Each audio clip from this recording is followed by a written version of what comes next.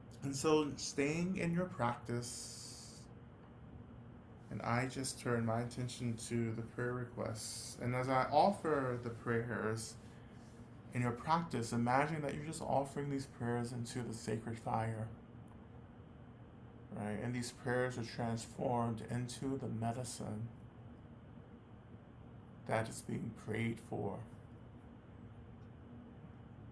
And imagine that medicine being released and finding its way back to those who need it.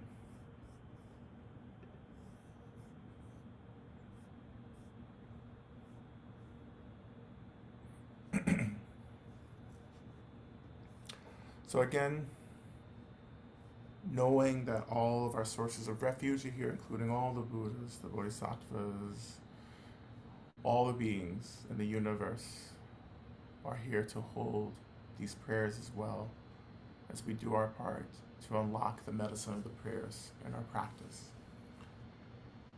And so we begin. So today is Truth and Reconciliation Day in Canada. Prayers for all First Nations, Métis, and Inuit survivors and their families. May there be healing to all beings everywhere. Prayers for all those suffering, lost, and separated from their loved ones. Offering prayers of gratitude for all my beloveds. Prayers that I continually surrender to divinity and trust the phenomenal world that is already free. Offering prayers for my girl, that she be whole and thrive and grow her appetite and agency. Praying that may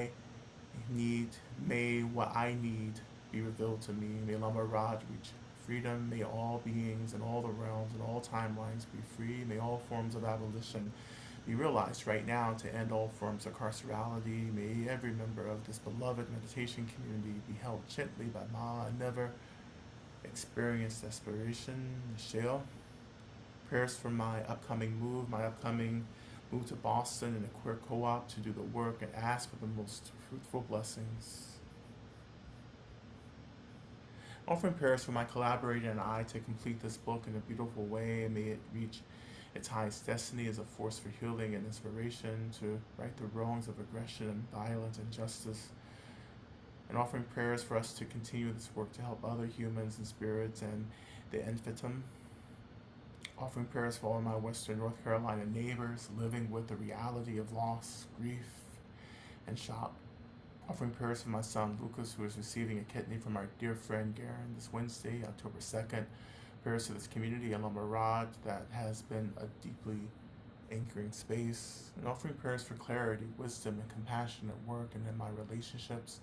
Offering prayers for me to leave all my addictions once and for all. The struggle has been long. May all beings struggling with addiction be freed from the struggle also. Offering prayers for Renee recovering from surgery. Offering prayers for my upcoming stem cell transplant. Prayers for M&R. May they experience freedom and healing. Prayers for myself. May my depression and anxiety lift. Offering prayers for NP and L. May they feel loved and appreciated and make the choices that work best for them. Offering prayers for my children, may they be supported and loved. Offering prayers for myself and my partner as we look for a new place to live. May we find a place that we love that also supports our freelancer lifestyle and finances, and may we find a place for my mother that is safe and supportive of our financial situation. May all beings be free from suffering. Offering prayers for me to be free from the emotional drain of my family. Offering prayers for those who are living in the devastation of Helene, especially in the Roots, Wounds, Words community, who are all still making their way out of mud and water. Offering prayers for clarity and the next right action on my path, that I may have the courage and compassion to take this step and follow my intuition. Offering prayers to my dad and all he has going on health-wise at this moment, and may he be nourished and supported as navigating the health challenges, and may he find answers soon that can help him make the needed adjustments to be healthy as he can in this moment.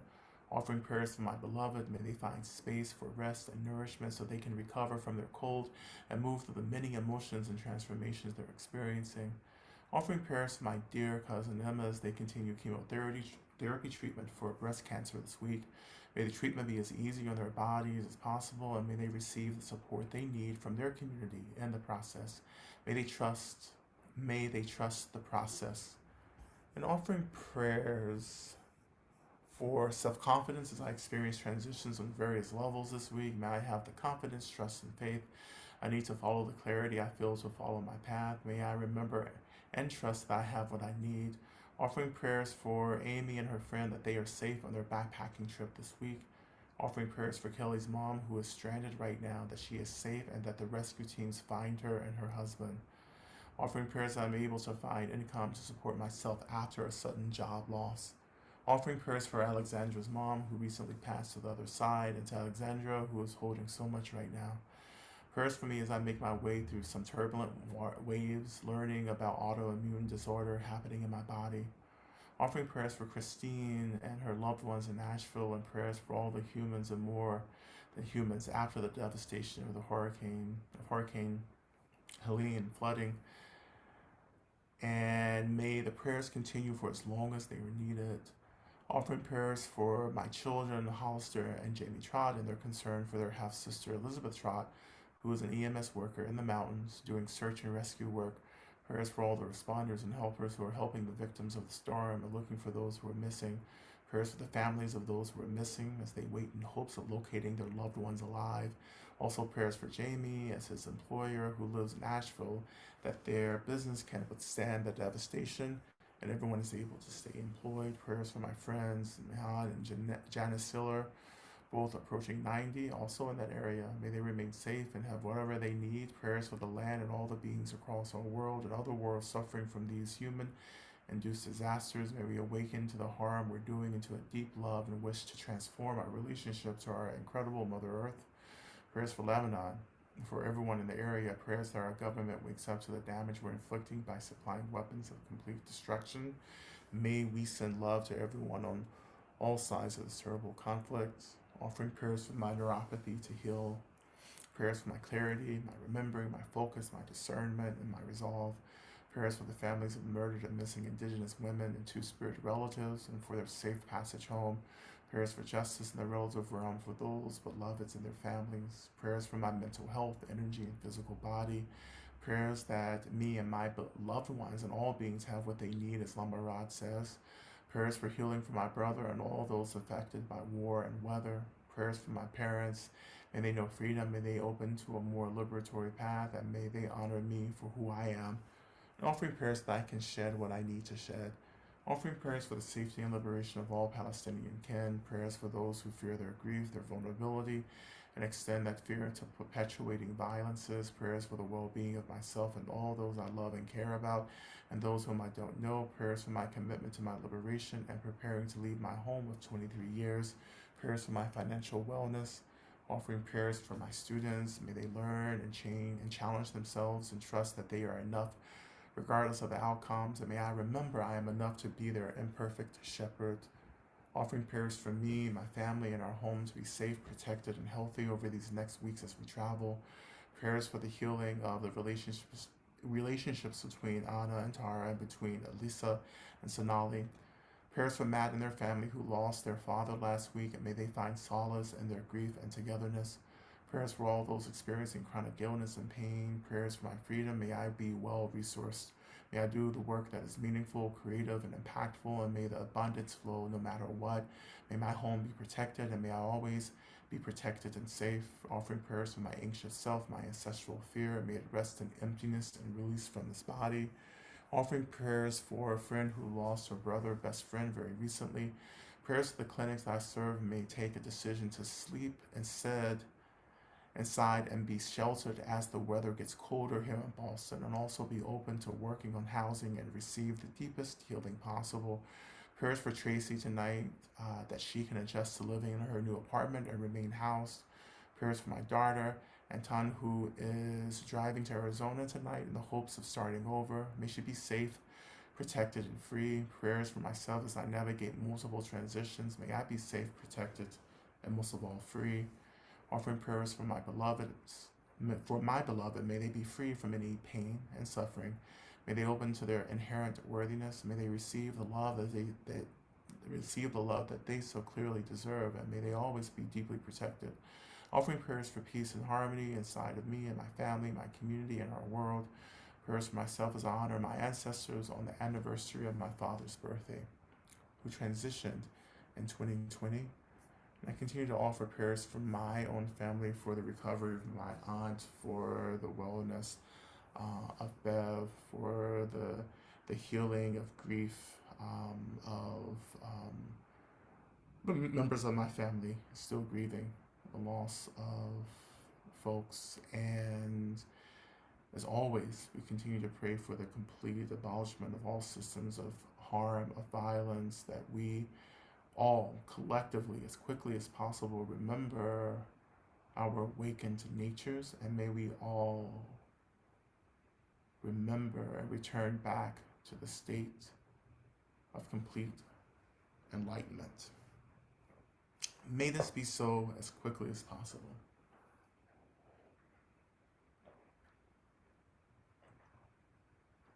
So as we turn back into our practice,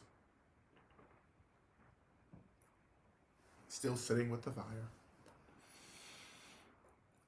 we imagine that the fire begins to grow bigger, as big as you want, right, in your practice.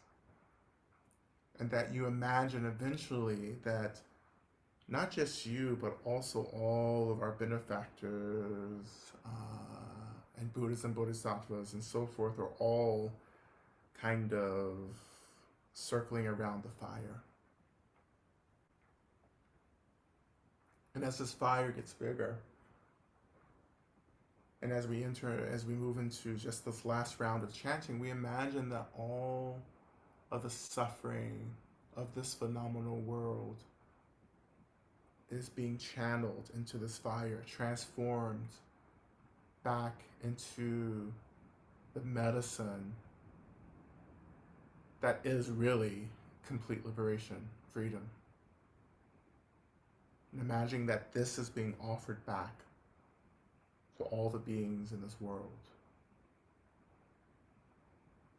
This exchange of suffering and the transformance of the suffering into medicine offered back to all beings to help them heal from the delusion that we find ourselves trapped in.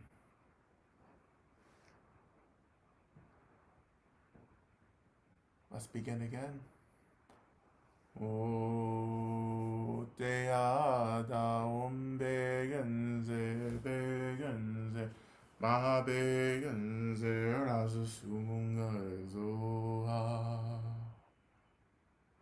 te ada begenze begenze ma begenze rasu sumunga zoha te ada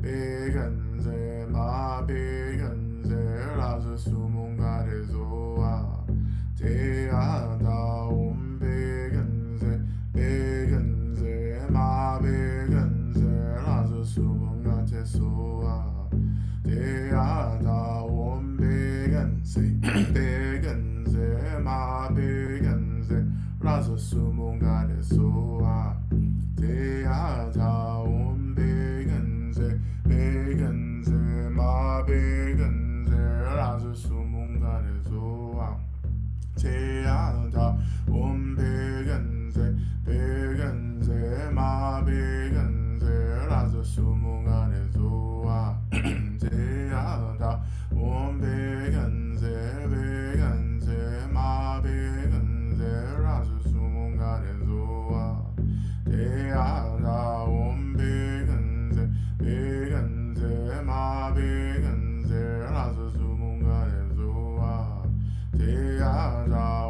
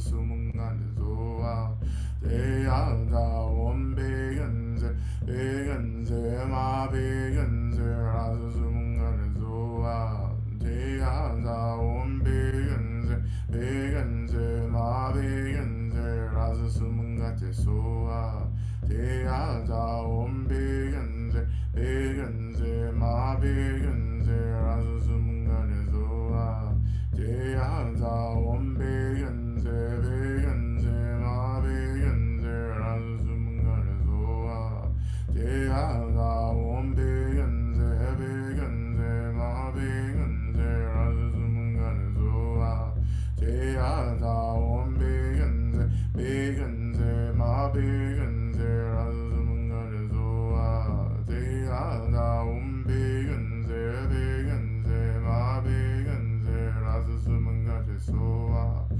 대야자 원백연세 백연세 마백연세 라서 수문간에서와 대야자 원백연세 백연세 마백연세 라서 수문간에서와 대야자 원백연세 백연세 마백연세 라서 수문간에서와 대야자 원백연세 백연세 마백연세 라서 수문간에서와 대야자 백연세 백연세 마백연세 라서 수문간에서와 대야자 원백연세 백연세 마백연세 라서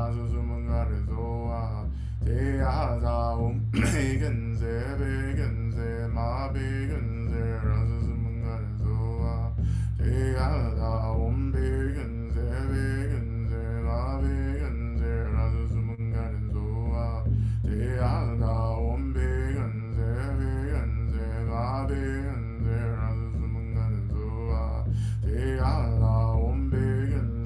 백연세 마백연세 라서 수문간에서와 대야자 원백연세 백연세 마백연세 라서 수문간에서와 대야자 원백연세 백연세 마백연세 라서 수문간에서와 대야자 원백연세 백연세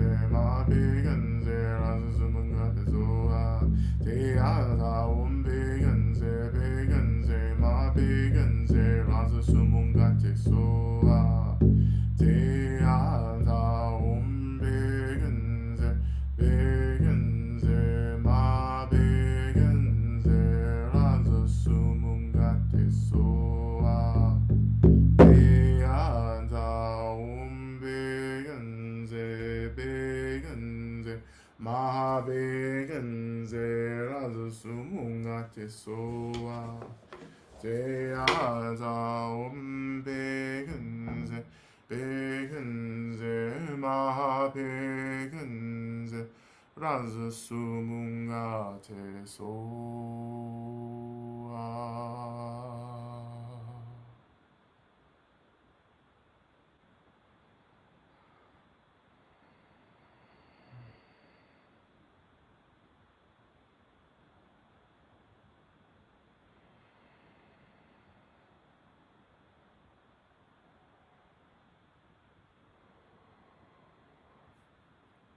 So again, returning our attention back into the space to all our benefactors, the Buddhas, the medicine Buddha, all of them around us. We thank all these beings for their kindness, for their love, for always showing up, always being present for us in this work of liberation, for always being with us from life to life, knowing that they will stay with us until we completely remember.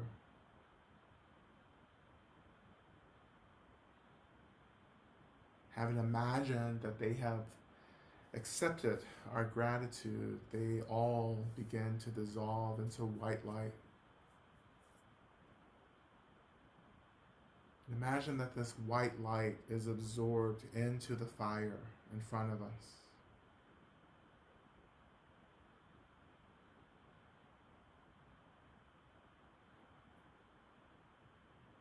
And slowly, or even quickly, that fire, whatever color you've been imagining your fire, that this fire begins to erupt in blue flames,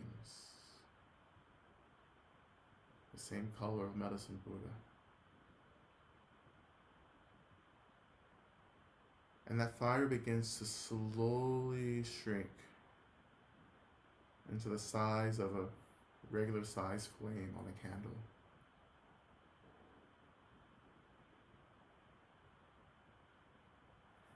And imagine that that flame enters into our heart centers and takes its place within our own hearts, where that light illuminates throughout our whole bodies. Knowing that this flame is a reminder, is a symbol that we are always connected to the clarity, the love, and kindness of all of the Buddhas, all the beings of light and liberation in this universe.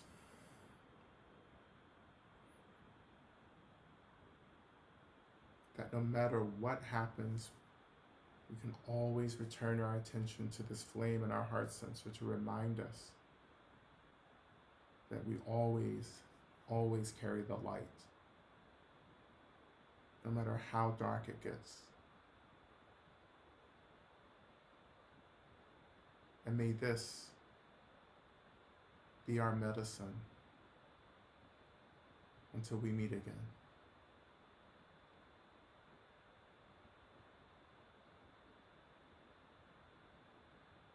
And when you're ready, shifting your attention back to the seat and the weight of your body in the seat,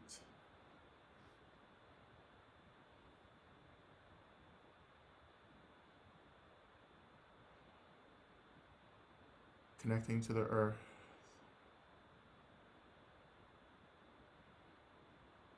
greeting the earth once again, and also offering gratitude for how the earth has held us in this practice.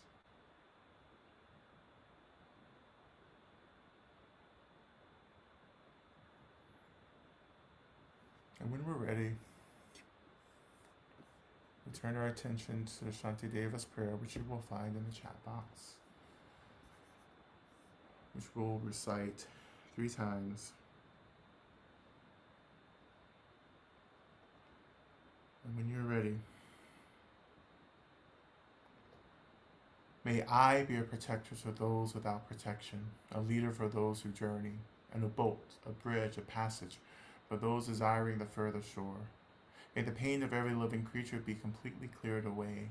May I be the doctor and the medicine. And may I be the nurse for all sick beings in the world until everyone is healed. Just like space and the great elements such as earth, may I always support the life of all the boundless creatures. And until they pass away from pain, may I also be the source of life for all the realms of varied beings that reach into the ends of space. May I be a protector to those without protection, a leader for those who journey, and a boat, a bridge, a passage for those desiring the further shore. May the pain of every living creature be completely cleared away. May I be the doctor and the medicine, and may I be the nurse for all sick beings in the world until everyone is healed. Just like space and the great elements such as earth, may I always support the life of all the boundless creatures. And until they pass away from pain, may I also be the source of life for all the realms of varied beings that reach into the ends of space. And finally, may I be a protector to those without protection, a leader for those who journey, and a boat, a bridge, a passage for those desiring the further shore. May the pain of every living creature be completely cleared away. May I be the doctor and the medicine, and may I be the nurse for all sick beings in the world until everyone is healed. Just like space and the great elements such as earth, may I always support the life of all the boundless creatures. And until they pass away from pain, may I also be the source of life for all the realms of varied beings that reach into the ends of space.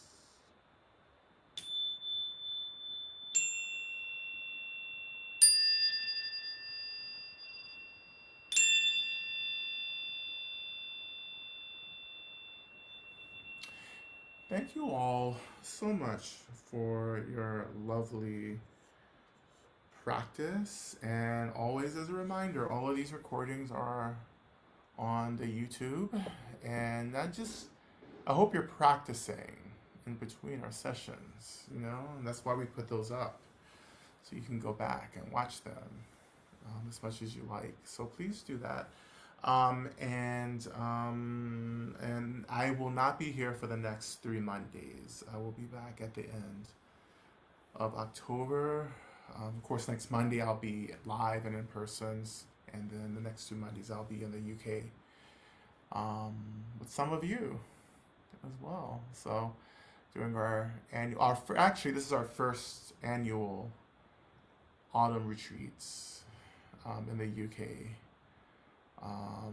And deep gratitude to everyone who's making that happen. Like it's real tricky organizing in another country. Um, yeah, you think Americans are difficult to deal with? My God.